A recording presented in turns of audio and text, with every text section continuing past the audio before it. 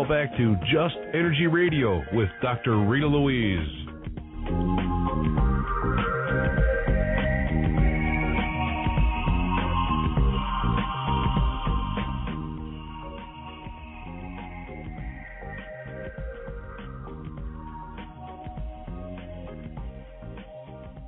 Hello. Okay, that took a little bit longer than I thought. Boy, this is just like the show of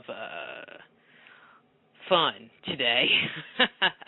Okay, so we're back from the break, and let me introduce our next guest, Robert Whitaker, and we're going to be talking about the anatomy of an epidemic. Robert Whitaker has won numerous awards as a journalist covering medicine and science, including the George Polk Award for Medical Writing and a National Association for Science Writers Award for the Best Magazine article. In 1998, he co-wrote a series on psychiatric research for the Boston Globe that was a finalist for the Pulitzer Prize for Public Service. Anatomy of an Epidemic, his new book, won the 2010 Investigative Reporters and Editors Book Award for the Best Investigative Journalism. So please welcome to Just Energy Radio from MadInAmerica.com, Robert Whitaker. Hey, Robert, how are you? Good, thanks, and thank you for having me today. Thank you so much for coming on the show. As I said while I was getting you on the line, I think the topic of your book is just essential for people to hear about. But without me giving away all the juice here, the name of the book, Anatomy of an Epidemic, what are we talking about? Swine flu, some super strain of AIDS? I mean, what are we talking about here? Sure, that's a great question. So Anatomy of an Epidemic investigates what I call a mystery or a puzzle. And the puzzle is this. Our society over the last 30 years, or last 25 years, has really embraced the use of psychiatric medications, adults, children, for different disorders. And so, for example, in 1987, our country spent around $800 million on psychiatric medications. In 2010, we spent more than $40 billion. So that's a 50-fold increase in spending, right? Now, the common wisdom, the common understanding is that these drugs are effective and help people function well in society, etc. People with depression, people with anxiety, bipolar disorder, psychotic disorders, etc. But what I did as a beginning point for this book is just look at the number of people on disability due to mental illness. And the thought is, as we get more people treated, and if these medications are effective, the number of people on disability should stabilize or even go down. Well, what you find is that in 1987, which is the year Prozac came to market, there were 1.25 million adults on disability due to mental illness.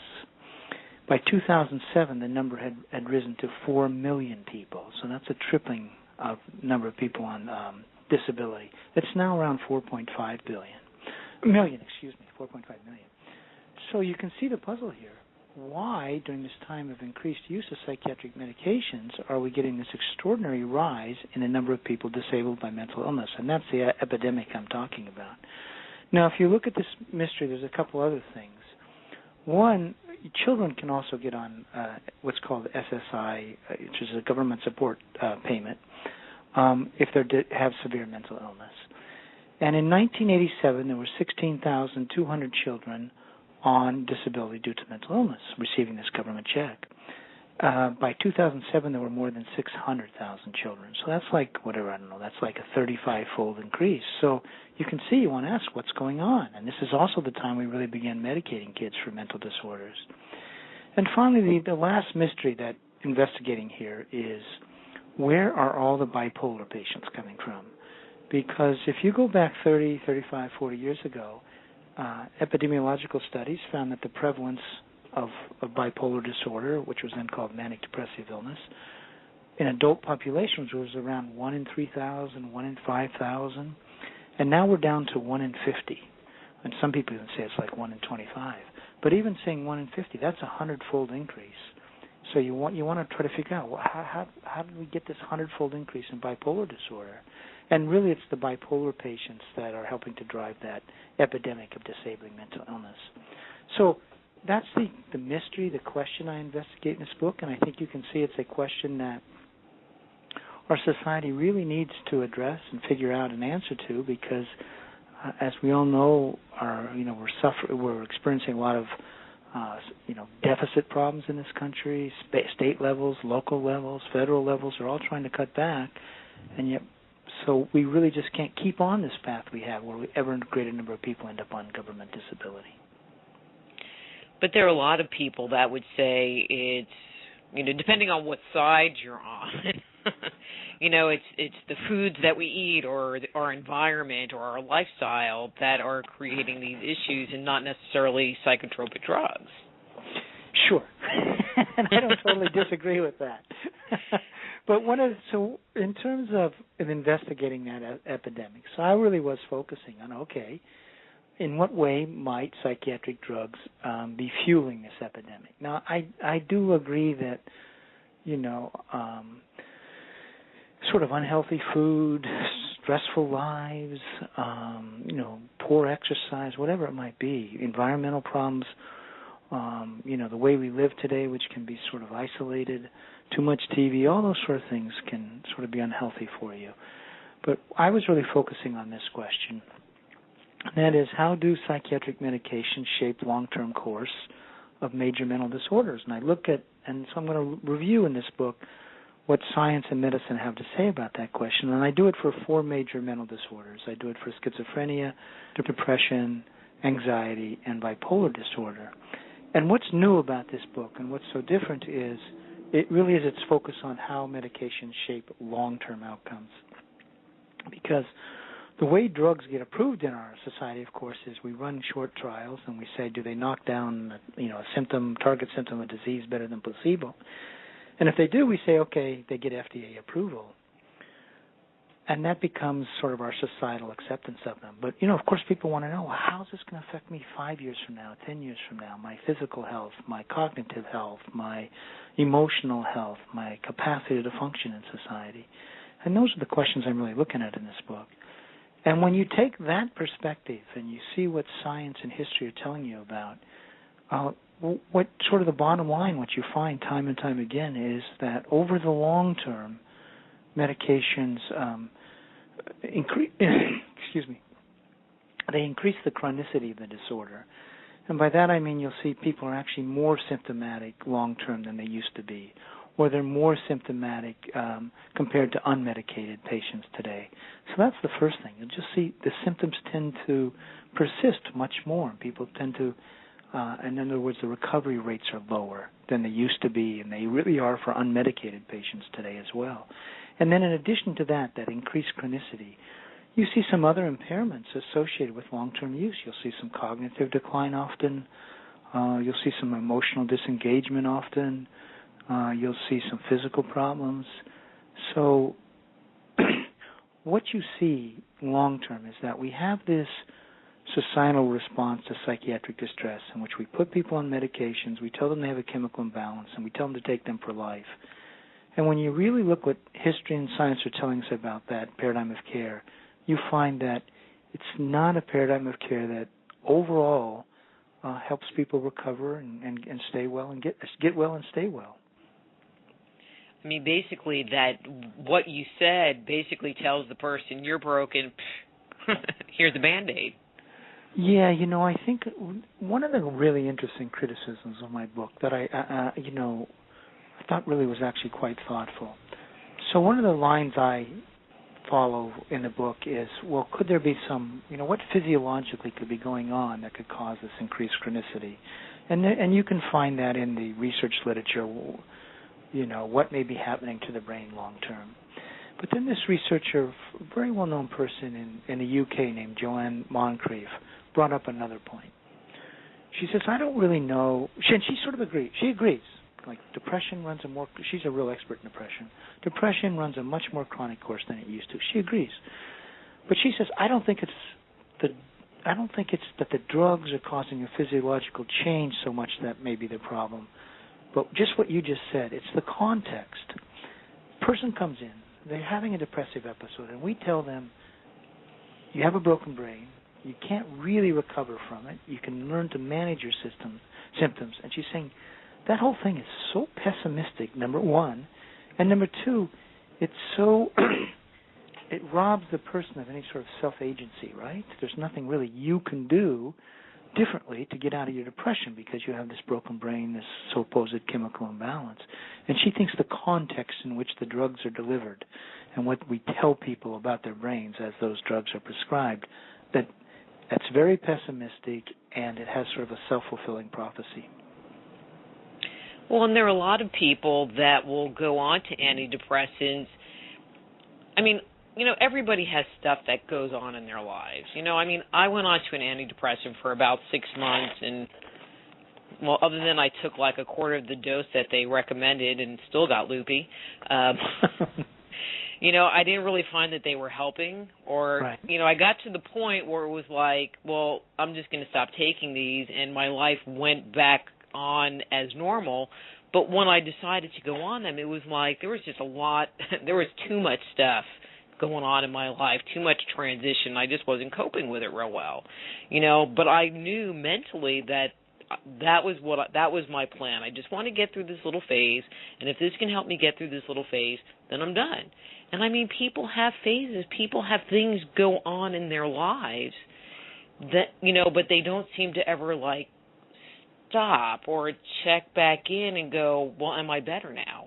Is life better now? Right. Well, this, I think, is a great point. I mean, well, first of all, clearly all of us can suffer, setbacks and difficulties in life that lead to depression, extreme anxiety, even sort of psychotic things if things really go awry. So, I mean, we do have variable mood states, right? And I think there are times so you can, these mood states and stress or whatever you want to call it can at times lead to a crisis state. And you really want to say, boy, I really need some help with this. And then I think, the medications can often be a help in an acute period like that. You'd hate to sort of throw them out entirely for that very reason.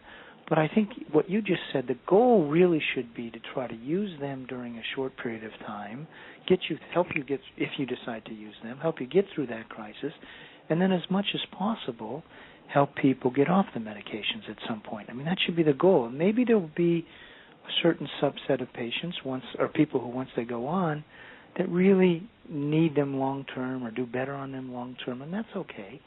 And great. I mean, I'm all for things that help people.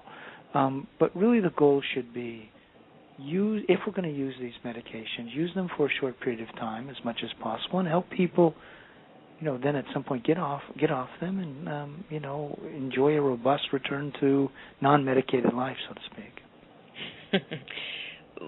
When we talk about these drugs, what kinds are we talking about? Yeah, well, you have like the antipsychotics, which 20 years ago were seen as reserved for people with very severe disorders, schizophrenia and other psychotic disorders. Now, astonishingly, antipsychotics are one of the best-selling classes of drugs in the United States. I think it's about $17 billion a year now. And they're being used for all sorts of things. They're being used for behavioral purposes, sleeping aids, bipolar disorder. With kids, they're being given to kids for all sorts of things. So that's one class of drugs. Then we have antidepressants. And therefore, obviously depression, but they're being used for sort of just ordinary distress a lot now.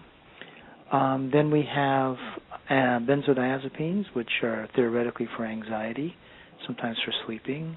We have stimulants for ADHD. We have anticonvulsants or mood stabilizers for bipolar disorder. So those are some of the major classes of drugs that are being prescribed.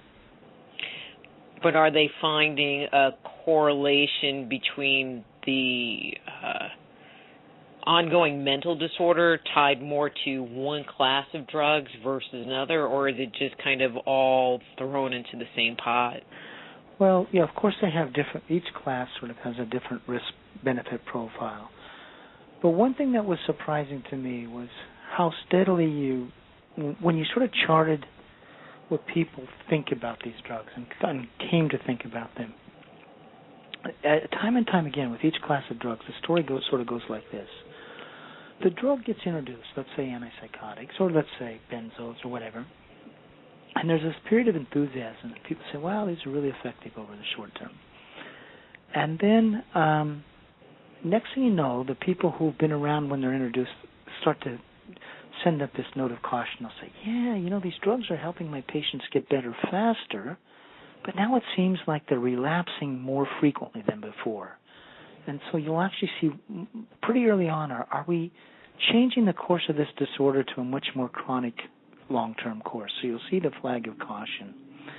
And then next thing you'll know, you'll see epidemiological studies being done in the modern era in which they say they find that people are sort of more symptomatic, more constantly symptomatic, and you'll find lower employment rates declining, et cetera.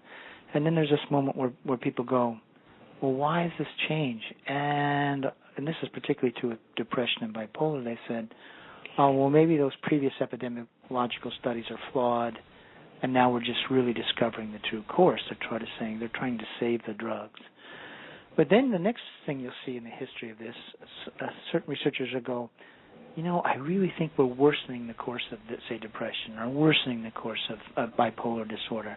And they'll usually put together an explanation for what they think is happening. And they'll say, listen, the drug acts in the brain this way, and that causes this change in the brain, and that's the problem, this change in the brain. So you see this thing over and over again. And now maybe the evidence for how problematic they are will change, or et cetera. I mean, will vary by class, but you really see that story arising time and time again. And you even see it with, I think the thing that might be most surprising to your listeners is that you really see it with schizophrenia too. You see it with the psychotic disorders.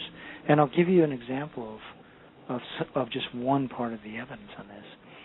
So in the 1970s, late 1970s, early 1980s, the National Institute of Mental Health funded a long-term prospective study of 200 patients diagnosed either with schizophrenia or a milder psychotic disorder. And the researchers then followed this cohort of people for 15 years. And like at 2 years, they followed up and saw how they were doing, 4.5, 7.5, 10, 15. And in each follow-up, they looked at whether they were symptomatic, were they working, and were they using meds, psychiatric meds. So say with the schizophrenia group, at the end of 2 years, I think it was 25 of 64 were actually off their antipsychotics. Now at the end of 2 years, the off-med group was doing slightly better than the on-med group. But then something really interesting happens. Between year 2 and year 4.5, the off-med group continues to get better in the aggregate, and really markedly so in terms of global functioning, etc. Whereas those on-meds don't. They sort of stay at the same level of functioning, such that by the end of 4.5 years, 40% of those off medication were in recovery, meaning they were working at least half time, asymptomatic, hadn't been hospitalized in the past year, versus like 6% of those on medication, so an 8-fold higher recovery rate. Now that difference in recovery rate stayed the same throughout 15 years, such that at the end of 15 years, the recovery rate was 40% for those off medication and 5% for those on medication. And even among the remaining, say, so if you look at the outcomes for the schizophrenia patients, it was 40% in recovery, 44% so-so, and 16% uniformly poor. If you look for the on-medication group, it was 5% recovery, 46% so-so, and 49% uniformly poor. So all across the spectrum, you saw the on-medication group really do, on the whole, much poorer than the off-medication group. Now and this is the best study we have of this sort, which provides us insight into long-term outcomes. It's funded by the NIMH. And maybe you want to say, well, what could be going on? We should have a discussion about what's going on, et cetera. And maybe there's many interpretations of that study, explanations. But the tragedy we have in this country is when that study came out, best study that we have, it was buried. There was no announcement about it.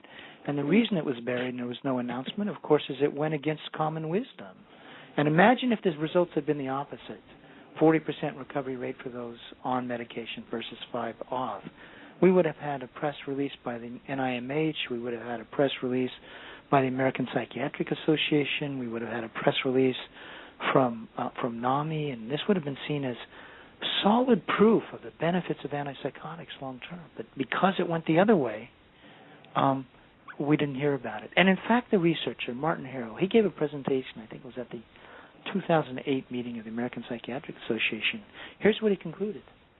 I conclude that schizophrenia patients off medication have significantly better global outcomes over the long term. At the very least, the population should hear that, but we didn't. And I had a question, not necessarily about this point in particular, but about this point in general. Is it possible that it wasn't discussed because it would hurt the bottom line of Big Pharma? It's more complicated than that.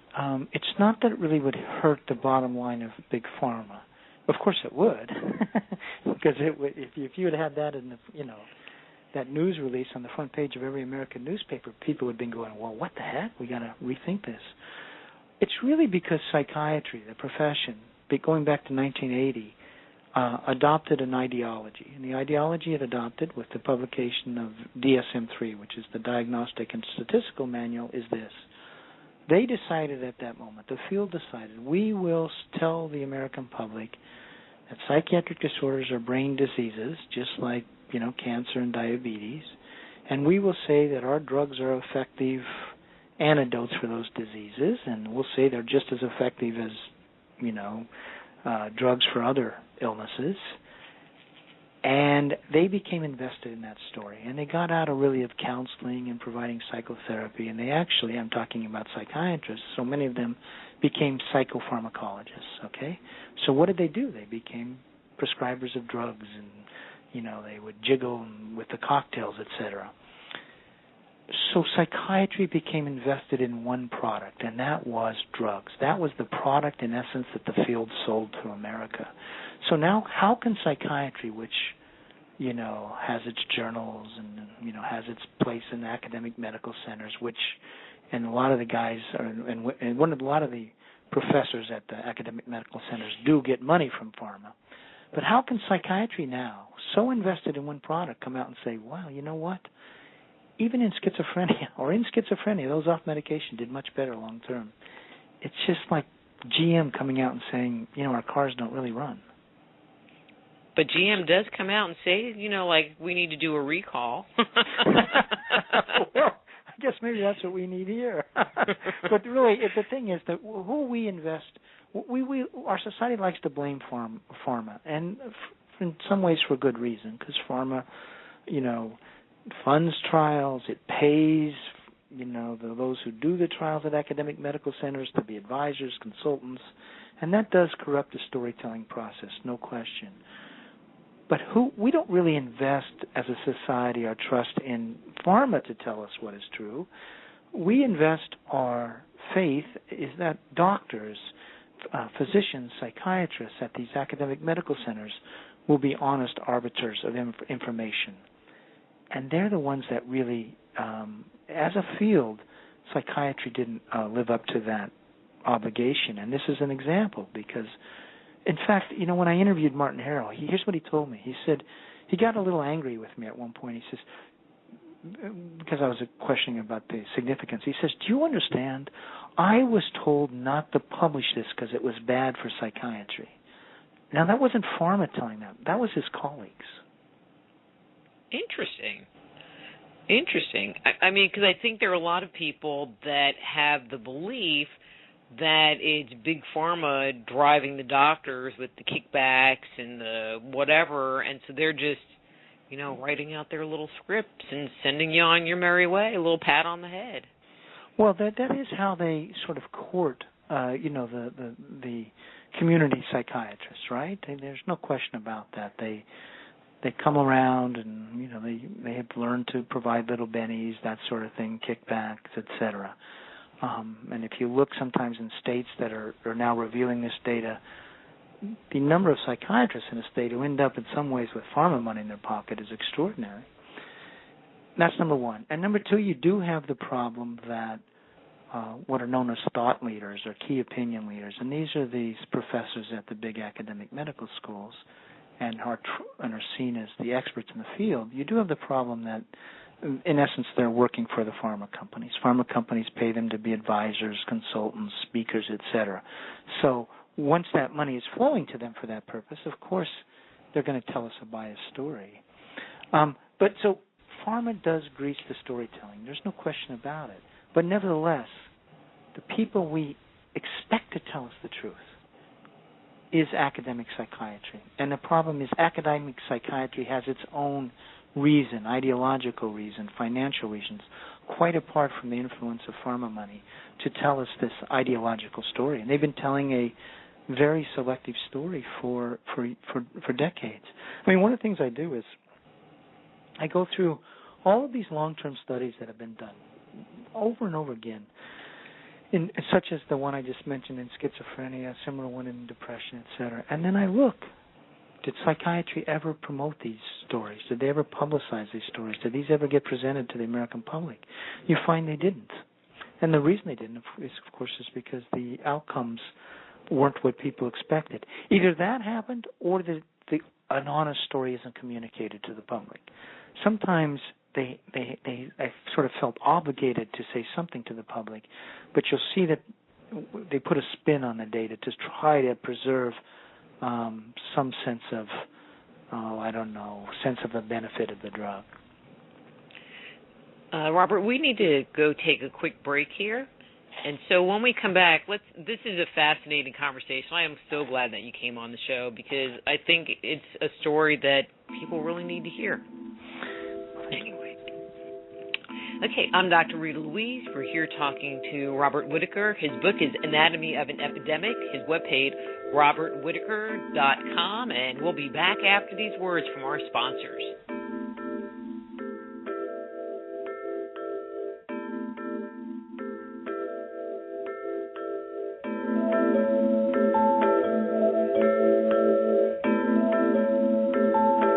Just Energy Radio with your host, Dr. Rita Louise, will return right after these messages.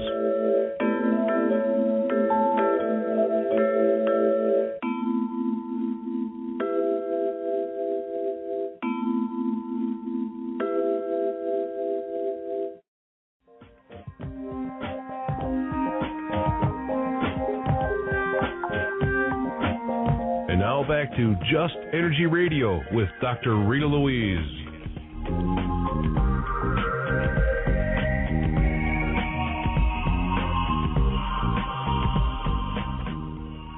Hello and welcome back to Just Energy Radio. I'm Dr. Rita Louise and we're talking to Robert Whitaker about his book, Anatomy of an Epidemic. Robert, it seems like every time you watch TV, there's some drug company pitching you something. And actually, I only ever heard this once on the radio, and I was kind of waiting for it to hit a commercial on TV because I thought it was the most absurd thing I ever heard in my life. It was people, they have like these social anxiety drugs that you can get because like you're nervous and you're shy. But this one was because, and I don't remember exactly, but the gist of it was you're really bored at work because you have a crappy job and you can take these pills to make work better. I swear to God, that was the gist of the commercial. Well, this gets into the, this gets into the absurdity of some of what's going on, and the absurdity, of course, is that, really what's happening, of course, is there's a market expansion going on. So, what psychiatry and pharma together are doing is they're, defining more and more, quote, conditions or discomfort as mental disorders that need a pill. And next thing you know, like you said, whether you're bored or whatever, take a pill for it. I mean, you're bored. It was like repetitive work syndrome or something. Oh, yeah, it's just absurd. And we can look at the expansion of the DSM, which is the Diagnostic and Statistical Manual. I don't even know how many disorders there are in there now. It's over 300, and they're redoing it, and they're going to come out with DSM-5. And one of the things they want to do with DSM-5 is start diagnosing people who don't actually have the symptoms of any disorder yet, but look like they're going to develop the symptoms, so they can start medicating then. I mean, literally, everybody's in a DSM. You're in the DSM. I'm in the DSM. I'm in the DSM multiple times. Sometimes, everybody gets bored at work. Sometimes it just sort of, at some point, it just becomes absurd, silly stuff for the onion. You know what I mean? But it seems like they're doing that not just in psychiatric drugs, but in other stuff. Take Plavix or whatever, because you might have plaque and you might have a heart attack, so take the stuff just because, it could happen. And it's ridiculous. Well, listen, I think, this really is a problem, and there's some other good books that have come out on this called Overtreated, et cetera. And you're right, in psychiatry it's the most extreme, but, they're doing it for other things. Take these preventative drugs for whatever, I don't know. And there's a couple reasons for that. One, obviously, a customer is so much more valuable to a drug company if he takes the pill every day, right? As opposed to I take an antibiotic for a couple of weeks and I get through my acute period. So the pharmaceutical industry in the last 40 years really put a lot of emphasis on selling drugs that people would have to take every day. And they've been extraordinarily successful. I mean, the average 60-year-old, I saw some data the other day. It's like the average 60-year-old's on like 3 drugs or something, 4 drugs daily. And by the time people are 70 and 80, they have their drug, what they carry on. But even like half of all kids are taking a drug every day now. So yeah, I mean, and here's I think that what America really needs, what we as a society need to think about is, does this daily pill taking, does it lead to better health? Does it produce, in fact, long-term, a health benefit compared to whatever the risks are? And there are certain drugs taken daily, that's probably true. But they're probably a lot fewer than you think because, drugs tend to take, they often have long-term adverse effects. At least you need to be more worried about them or more conscious of them, that sort of thing. And, we have this thing right now where we just start popping pills and multiple pills without really a good assessment of how it's affecting people long term. Mm-hmm. And with that said, if someone's taking some of these psychological medications, if they decide to stop taking them, so let's say they've taken them for a long period of time, they've decided to stop taking them, if they're having some kind of adverse effect or, having the memory loss or some of the other symptoms you were talking about, will they reverse or is it actually creating some kind of a physical change in these people? Is there anything? Well, this is a great question and a really important question. So what happens? Let's say you go on an SSRI, all right? That's an antidepressant like Prozac.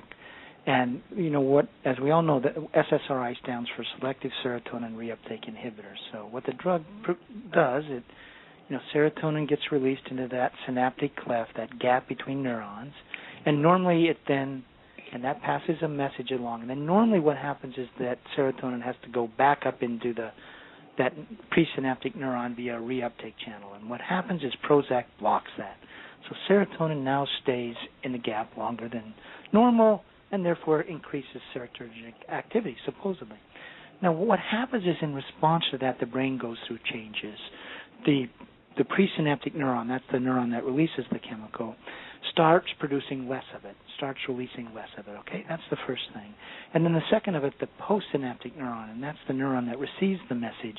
It has receptors for serotonin, and it actually decreases the density of its receptors for serotonin. It's trying to become desensitized to it. So, and this is well understood, and what researchers say is the brain is trying to maintain, a homeostatic equilibrium. It's trying to counter the effects of the drug. So you go through these changes. Your brain is modified, right? Now, this is why when you go off the drug, you can have such withdrawal symptoms because your brain has been changed and it's become accustomed to the drug. Now you take the drug away, and you really do have this imbalance. And here's the big question. Well, okay, after the drug goes away, does your brain renormalize, so to speak? Do the receptor densities go back to normal, and does the release of serotonin go back to normal, et cetera? And the answer is we don't know. In some cases, it seems like that's indeed what does happen. And people withdraw, they taper, they may have some flare-up of symptoms, but then they get back and, they feel fine or whatever. But there is some sense that our worry that sometimes it doesn't go back, especially after you've been on a long time. And that makes it very difficult to ever get off, but it also means that certain impairments may be more permanent. So, for example, we have something called tardive dyskinesia. Tardive dyskinesia develops, who knows exactly what the rate it develops at. It seems it might be somewhere around 5% per year. So 5% of patients. What is that? Okay, so tardive dyskinesia, what you see is a person, like, say, their tongue will be moving constantly in their mouth, sometimes licking their lips, or you'll see tics, repetitive movements, or a little bit of shaking of the head. And what it is it's a sign that a certain region of the brain, called the basal ganglia, is becoming dysfunctional. And what we now know about tardive dyskinesia, known for about 30 years, is even after you remove the drug, often the tardive dyskinesia doesn't go away. So the damage is permanent, right? Mm-hmm. And it's also, the risk is cumulative. So it's like 5% of patients after 1 year, 10% after 2 years, et cetera. And with the newer antipsychotics, it may be a little less, like 3% a year. But still, it's a profound risk. Well, there's just a new paper out about what the person is called tardive dysphoria, meaning that people sort of become chronically depressed on antidepressants, and then even if they come off, they're going to remain permanently depressed, a certain subset of patients. And what this researcher is saying is because there have been these changes in the brain, and the brain's unable to renormalize itself. This is all a little scary stuff, these sort of tardive conditions that may persist. They are a risk. But the thing is, we haven't studied this, so we really haven't studied what happens when people go off the drug. Does the brain renormalize? How long does it take to renormalize? These are questions that should be addressed, since so many people are going on. But we just haven't addressed this part of the equation, and I think it, in so many ways, is sort of a betrayal of the public.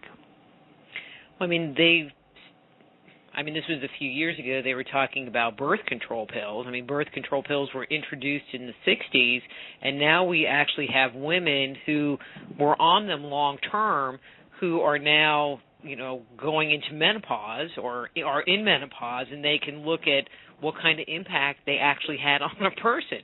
But when they first came out, nobody knew.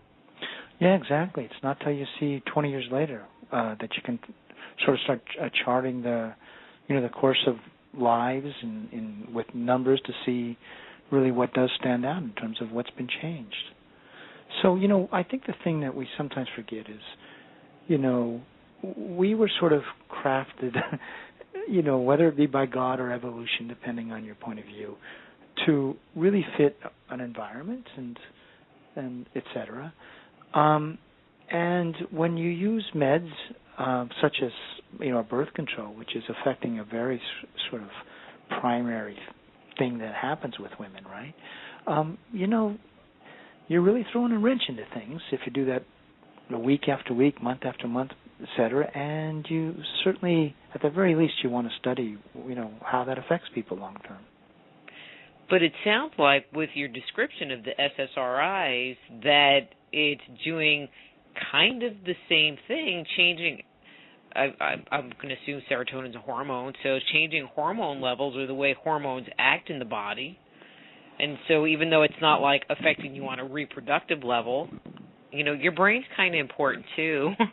No, your brain is important. And serotonin, for example, is a very common chemical, and it's not just in the brain, it's in the gut. And the brain has all these interactive loops, and God knows how it all works. I know the antipsychotics really affect hormone levels. I'm not quite sure exactly how the antidepressants affect hormone levels. But yeah, that's really it. If you look at psychiatric medications, we really don't know the causes of these disorders. The chemical imbalance story is a false story. We don't really know what's going wrong, so the drug sort of acts like a wrench, throwing a wrench into a system. The brain adapts to that wrench, and then you get all sorts of responses to it. Some people do seem to feel better. Some people don't. Even over the short term. And then long term, there are varying responses. But long-term, the aggregate outcomes just aren't good. That's number one. Number two, if you've been on drugs long-term, it can be really tough to get off. So in that sense, the drugs can end up a trap. Well, and then you talk about the kids that are being put on meds. I mean, in my opinion, the majority of them, they should just send them outside and tell them to go play. Here's a bike, here's a stick, go run around in a circle 500 times, and when you're tired, come back in. Well, I think that would kind of solve it. Well, I think there's a country that basically does that. Finland, as far as I understand, doesn't have much trouble with ADHD. And one of the things Finland does is, the Finnish schools, from my understanding, is what they do is they send their kids out every couple hours, no matter how cold or dark it is out, and they tell each other to go, run around and throw snowballs at each other or whatever. Really. You want to I think that's the first thing, is let them blow off some steam, let them exercise, let them socialize, let them do what kids do, which is sometimes, wrestle or whatever it might be. And then, bring them back into school. And then I think there's also, I forget it was Wisconsin, a principal had a school that had a lot of kids diagnosed with ADHD, and they had a lot of delinquency problems. And what this principal did was redo the cafeteria. So he takes the cafeteria, and by the way, he made it available for breakfast too. Whole grain foods, not this processed canned stuff, a lot of fruit, fresh vegetables. In other words, he made diet a really primary, he made that cafeteria put out good, wholesome food. And so kids now, instead of starting the day with a Twinkie and a Coke, were coming in and getting, real food. And guess what happened? And he might have added some exercise and, recess things as well. But ADHD just, really abated in that school. Delinquency problems abated in that school. So, it's just what you say. I think if some letting kids out, I don't think 8-year-olds are really supposed to be sitting in a chair without twiddling their thumbs for 5, 6, 7 hours in a row. Why they do that at home on the sofa? Twiddling their fingers, making Mario jump, or whatever. Right. Okay. They just go from one chair to the other. All right. But I even see other weird stuff. All right, I do like my Starbucks, although I don't drink coffee, but I do like my tea. And I see people come in there with their 6-year-olds and 8-year-olds and get them coffee, like mocha frappuccino.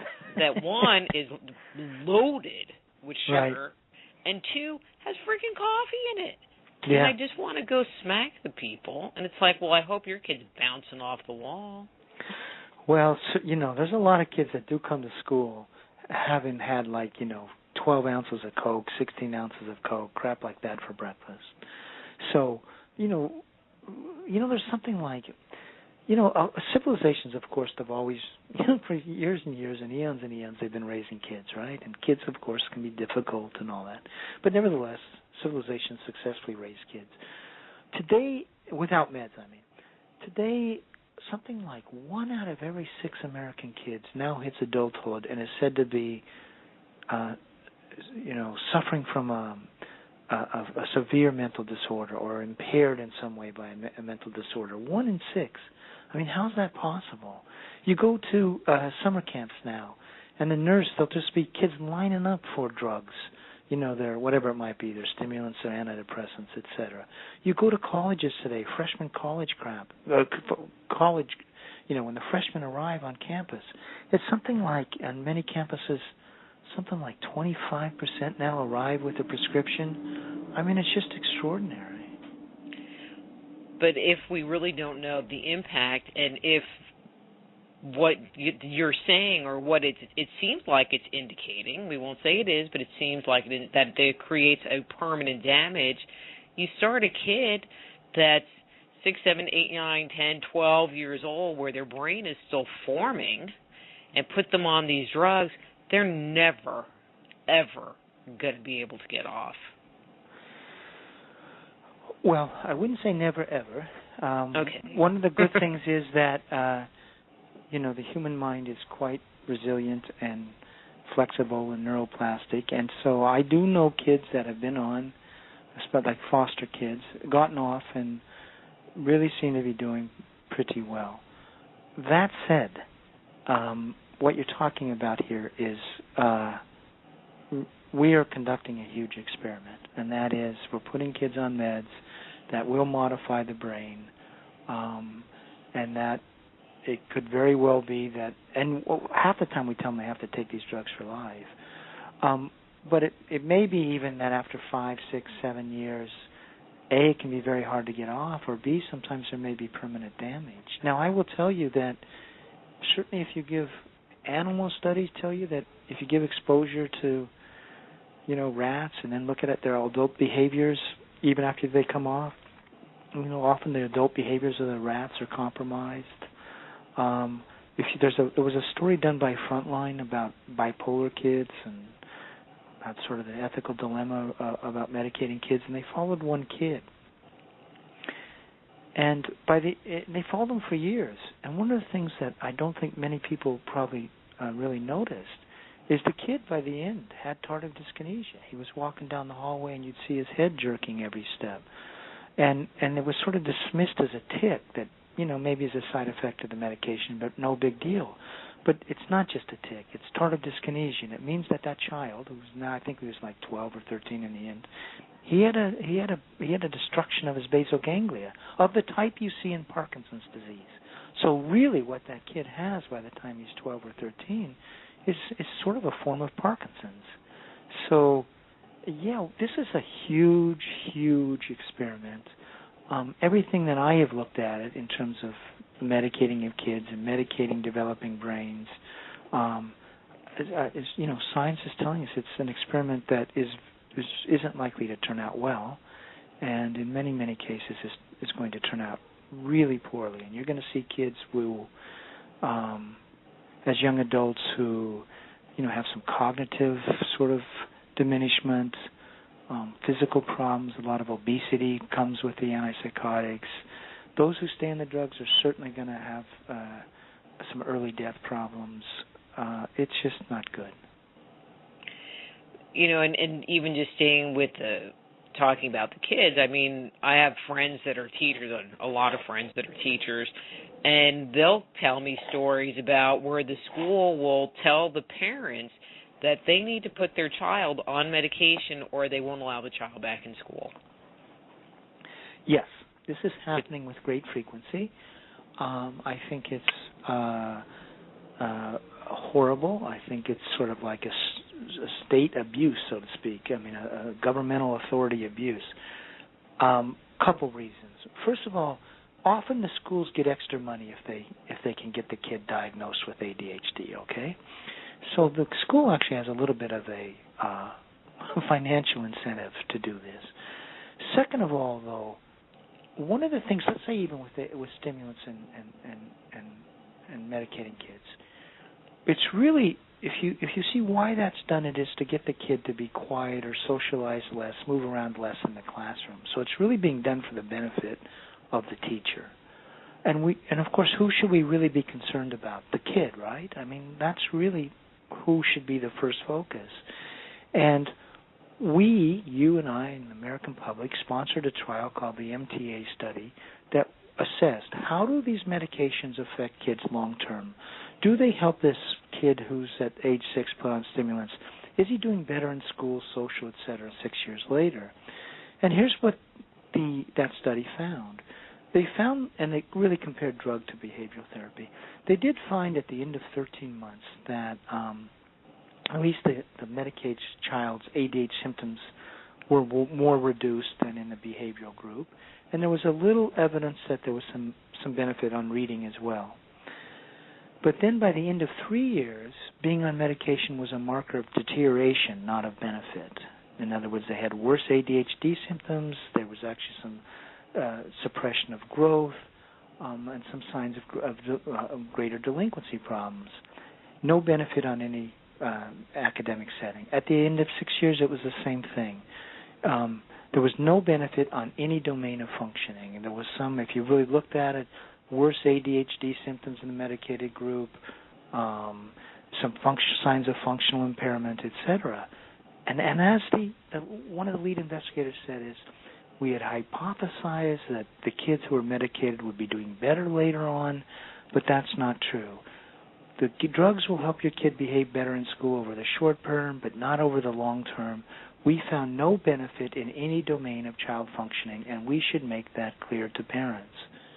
So, do schools have, given that knowledge, which was done by the U.S. government, and that was the finding, should schools have a right to sort of insist to parents, take this stimulant drug, which may help over the next 12 months in the classroom, but it's going to provide no benefit to your son or daughter long term, and it comes with all sorts of risks. And one of the big risks with stimulants, in fact, is that they'll convert to bipolar disorder, and next thing you know, they need to be on, more than one drug.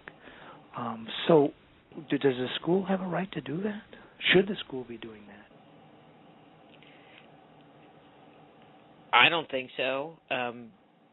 But that's the question we need to ask, right? Did that study even go out, or was that one buried too? Well, no, that's a great example. So it was published. Now, this one was so highly publicized because it was set up to really answer the questions, are stimulants helping kids long term? And the NIMH made a big deal when it looked like the drugs were helping after 13 months. So what happened after 3 years in the press release? Did they say that being on drug was a marker of deterioration, which is in the actual study? No. In the release, they spun it, and what they said was something like,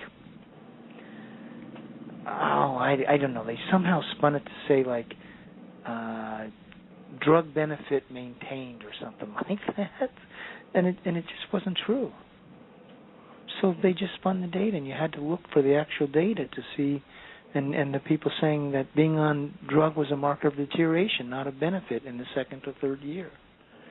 And then in terms of the functional impairment at the end of 6 years, it's in there, but it's so quickly done. It's like this one little sentence and something, and when you see that. And then about the increased ADHD symptoms, again, it's a quick sentence. So rather than highlight the very findings that the public would want to know, they're buried in the study themselves, and certainly the NIMH is not announcing that. And so it wasn't made known to the public. That is just so sad. Well, it's sad and a betrayal, right? Exactly. And Robin, I have to tell you, we have like 30 seconds left. I was just like, blah, blah, blah, blah, blah, blah, blah, and then I looked up and I'm like, we need to wrap up here. Well, thank you very much. By the way, just before the radio break, you said my website was robertwhitaker.com. It's actually, I have two websites, madinamerica.com or robertwhitaker.org. So either one of those two, yeah. Oopsie. Well, okay. Thank you for coming on. This was, I am just so glad because, like I said, I felt like your message really needed to go out to people, and hopefully they'll listen and they'll think twice about taking Prozac or, getting bored at work and taking some kind of drug or something like that. I think the thing is people have to understand that it is a profound thing to do. And then they need to make their choice. But it's not, it's a profound decision. Exactly. So again, thank you so much for the work that you've done, for coming on the show. You were a delightful guest. We'll have to have you come back on. I don't know, we could talk about something. Okay, well, thank you so much for having me. I really appreciate it. Okay, great. Thank you. You're welcome. And that's Robert Whitaker, his book, Anatomy of an Epidemic. His books, madinamerica.com and robertwhitaker.org. And next week, we're going to be speaking with David Sereda, and we're going to be talking about what in the world is going on. And we're going to just kind of talk about a bunch of different things that are going on the planet, probably a little bit about UFOs and the government and just stuff, because he just keeps himself informed. Anyway, I'm Dr. Rita Louise. This is Just Energy Radio. Until next week, be blessed.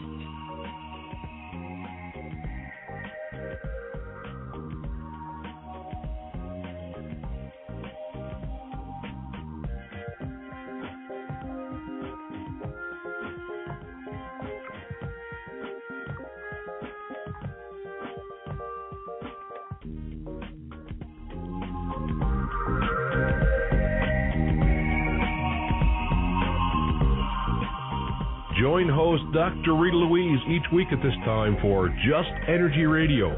Point your browser to www.justenergyradio.com for more show information and to contact Dr. Rita. Until next time.